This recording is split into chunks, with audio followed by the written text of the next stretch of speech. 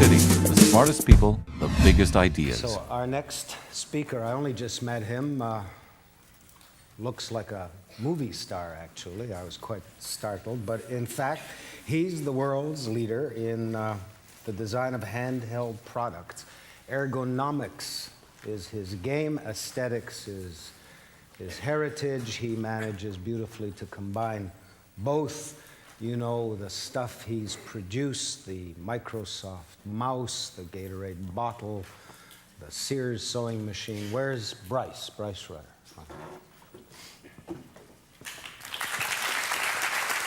Thank you.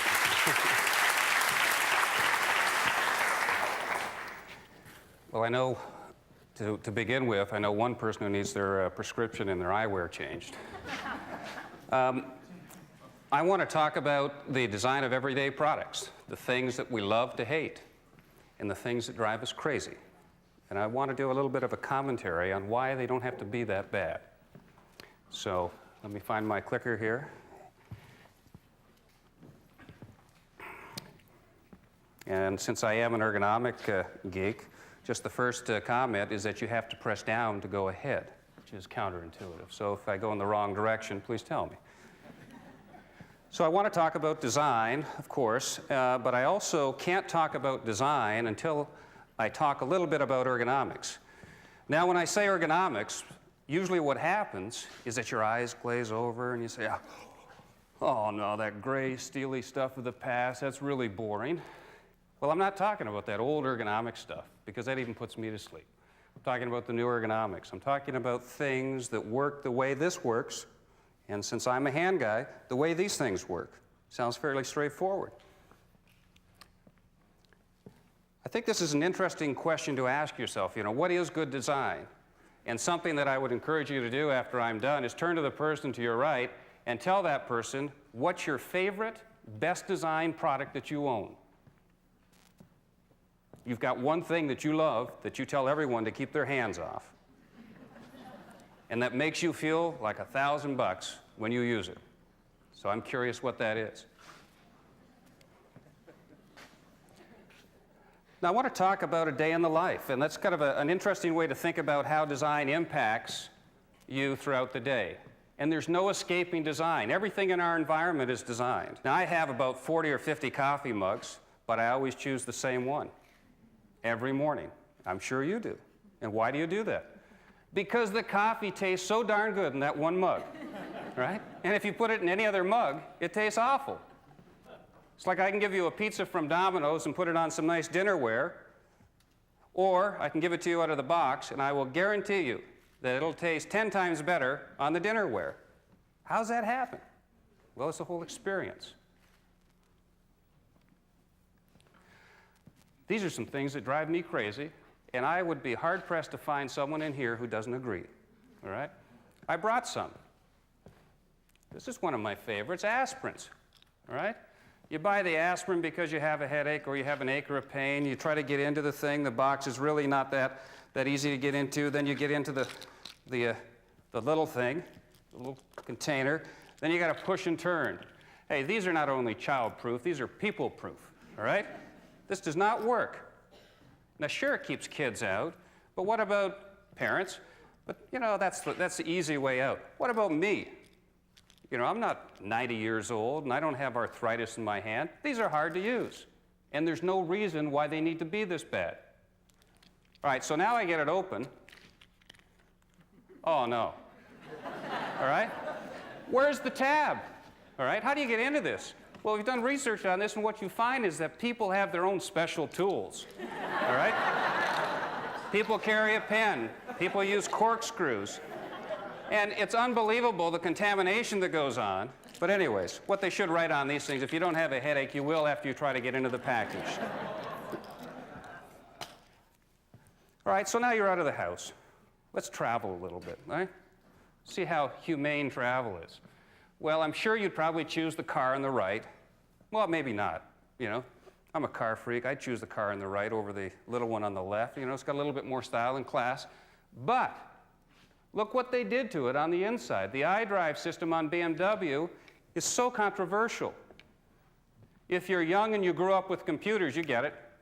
But most of the people who can afford to buy this hardware are 102 years old, because that's how long it takes you to save up for it. By the time you get in the car, that little round thing in the top, that's your mouse controller down here that you, if you want to turn the heat up or turn on the radio, you have to go through the menu. You know, over, left, down, and by the time you get to the radio station you want, you're in the ditch. I tested one of these for BMW for a month. They shipped it. They dropped it off at our place. I guess, do you know how to drive this? Because it doesn't even have the regular, you know, park, neutral, and reverse. But I won't go in on that. I said, no. I said, but don't tell me. I just want to figure it out. He said, well, the manual is in the glove box. I said, I don't want to know. It took me 2.5 days to figure out how to change the radio station, and I refused to look at the manual. And I don't think I'm that stupid. You know, I'm probably representative of everyone in here. That's not right. This is the first time I've understood through the BMW dealership in St. Louis where I live, first time in their history that people have brought this car back and said, I'm returning the car. And they said, you can't return a car. This is not, you know, Sears where you return pants. No, you're taking the car back. I dumped 80 grand, 90 grand, and I can't figure it out. It is now your car. Now you can design out the risk. You'll know whether the thing is going to bomb before it even gets to the market. Manuals. All right, I brought some manuals. You know what they should stamp on these things? Is throw away as soon as you get them out of the box, because you never use them. You've got one of these. These have permeated our society, you know. I can't leave town without it. You know, this is my lifeline to my office, my clients.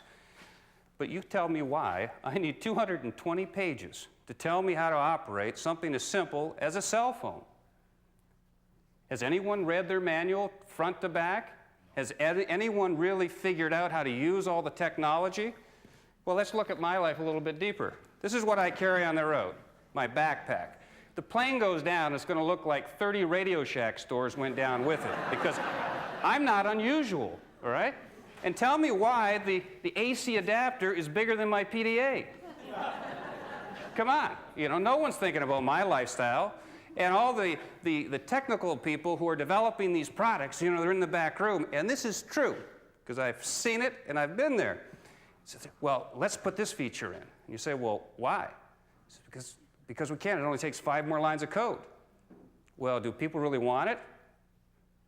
And it's kind of like, well, why are you asking that stupid question?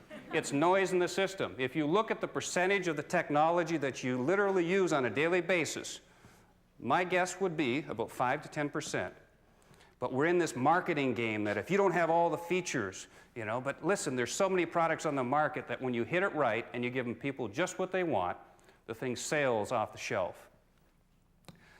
From an ergonomic perspective, aside from the manuals, and here's the manuals that supports that, all right? By the way, I lost count at around 1,000, 1,500 pages. I think there's something like, I counted 9 DVDs just to operate everything that is in that pile, all right? I'm not going to read that. Give me a break. No one's going to read that stuff. Eating. I love to eat. Don't know too many people who don't. Doesn't it frustrate the hell out of you, though? When you want to get into your Fruit Loops, you try to get in there. Can anyone, unless you have 3 hands, you know. And then, isn't that nice? And then half of the Fruit Loops are down inside the box, and you don't eat this in one day, so they go stale. So what do? Well, I'll just seal it up. Wow, that works great. And the cap, this always works, doesn't it, you know? Now, not everything is messed up, all right? There's a lot of great stuff out there. You know, there's seating out there that is actually comfortable. There's things that stop coffee from spilling with a little sip hole that you can open and close with your finger. You know, stuff like that. There's been toothbrushes that have been designed that when you put them in your hand, they actually fit your hand and they're a little bit more comfortable and they don't flip over on the side and you gouge your gum while you're brushing your teeth. Or paintbrushes that are shaped that when you pick it up, you naturally put it in your hand the way a professional painter does, so it makes you a better painter. Now that's good design. That's cool. That's good ergonomic design. Well, how do you do all that stuff? Well, I think it takes a different type of designer. I think it takes people with backgrounds not only in design and materials and manufacturing processes, but I think it takes people who are expert in understanding how we think, feel, and behave.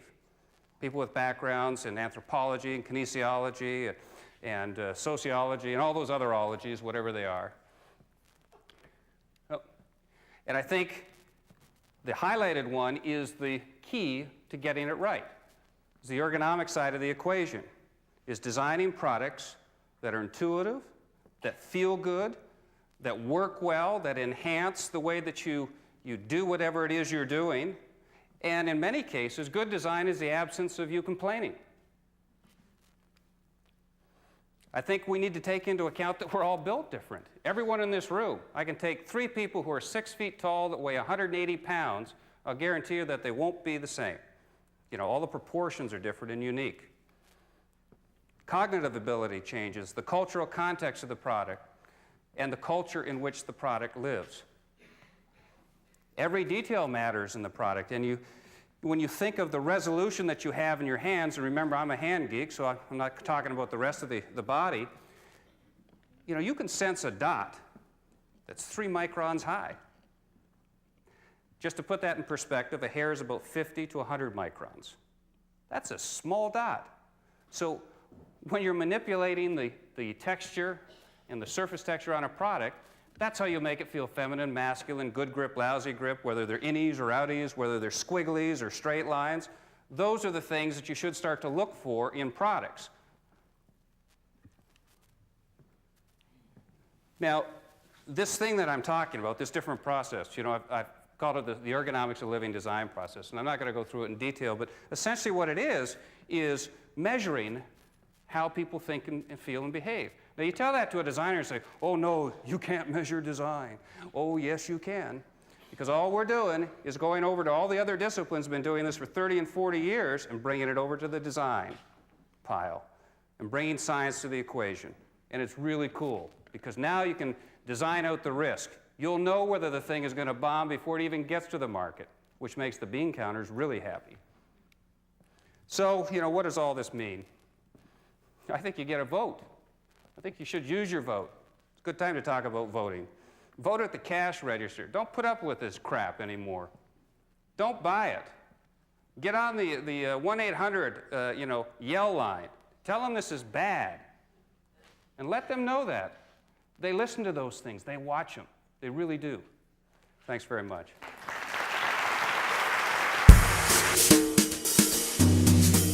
Get the latest Idealist news, presenter information, and watch streaming video at www.ideacityonline.com.